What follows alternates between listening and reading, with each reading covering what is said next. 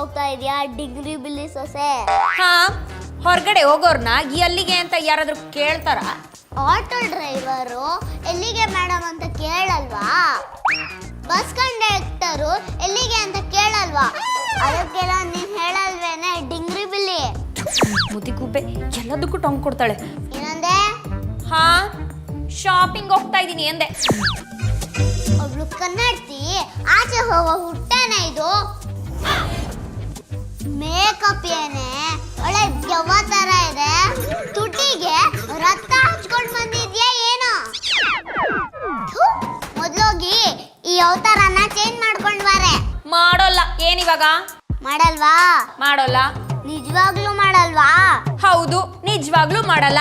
ಹೋಗ್ಲಿ ಬಿಡು, ನನ್ನ ಆಸ್ತಿನ ಅನಾಥಾಶ್ರಮಕ್ಕೆ ಬರ್ದ್ಬಿಡ್ತೀನಿ. ಅನಾಥಾಶ್ರಮಕ್ಕೆ ಮಾಡ್ತೀನಿ.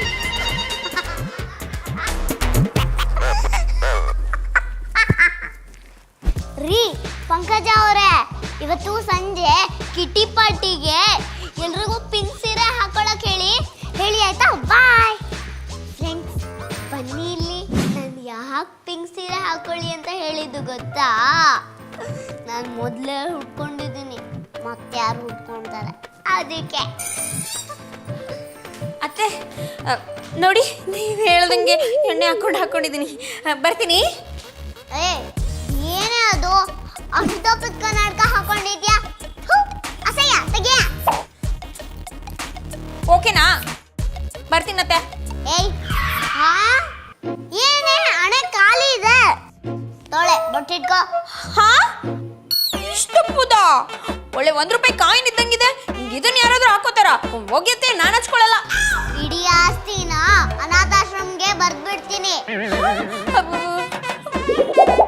ಓಕೆನಾ? ಓಕೆ, ಬರ್ತೀನತ್ತೆ. ಏಯ್ ಏನು? ಛೀ, ಏನೇ ಅದು ತುಡಿ ಬಣ್ಣ? ಅಸಹ್ಯ, ತೆಗಿಯ. ಒಡ್ಸೆ. ಹಾ, ನಾನು ಹೊಸಲ್ಲ. ಆಸ್ತಿ ಆಶ್ರಮ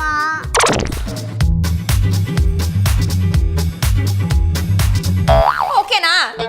ಏಯ್ ಏನೇ ಮದ್ವೆ ಆಗಿದೆ ಅಂತ ತೋರ್ಸಕ್ ನಾಚಿಕೆನಾ? ಎಲ್ಲೇ ನಿನ್ ತಾಳಿ? ಹಾಕೊಂಡು ಇದೀನಲ್ಲ, ಅದು ಯಾರಿಗೂ ಕಾಣಿಸ್ದೇ ಇರೋ ತರ ಮುಚ್ಕೊಂಡಿದೀನಿ. ಆಚೆ ಬಿಡ.